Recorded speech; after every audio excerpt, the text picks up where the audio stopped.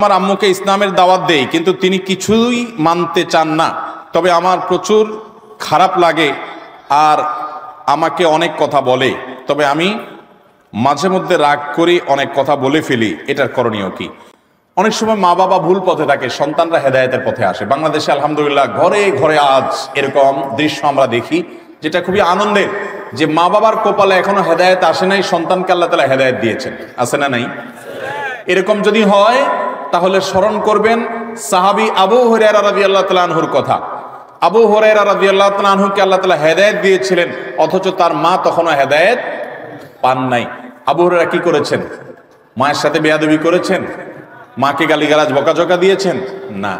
তিনি মাকে যেরকম হেদায়েতের জন্য দাওয়াত দিতেন, দাওয়াত দিলে মা তাকে মারধর করতেন। বয়স্ক ছেলে, বড় হয়ে গেছে, সেই ছেলেকে প্রহার করতেন, তারপরও তিনি মায়ের সাথে বেয়াদবি করতেন না।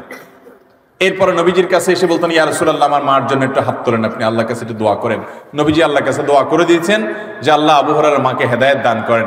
আবু হুরায়রা বাসায় গিয়ে দেখেন রাদিয়াল্লাহু তাআলা আনহু যে তার মাকে আল্লাহ তাআলা হেদায়েতের জন্য প্রস্তুত করে দিয়েছে, তিনি ঈমান এনেছেন। অতএব মা বাবাকে হেদায়েতের জন্য চোখের পানি ফেলবেন, দোয়া করবেন, অন্যদের মুরব্বীদের নেককারদের দোয়া চাইবেন, এবং সেই সাথে মা বাবাকে হিকমতের সাথে বিনয়ের সাথে দাওয়াত দিবেন। তারা যদি কটু কথা বলেও আপনি পাল্টা কটু কথা বলবেন না। মনে রাখবেন, মা বাবা এমন এক বিষয় যে আল্লাহ তাআলা বলেছেন, তারা যদি তোমাকে কুফরি করতে বলে, তোমার মা যদি তোমাকে 2 নম্বরই করতে বলে, খারাপ কাজ করতে বলে, আল্লাহর অবাধ্য হতে বলে, ফালা তুতি'হুমা, তাহলে মা বাবার সেই কথা মানবা না।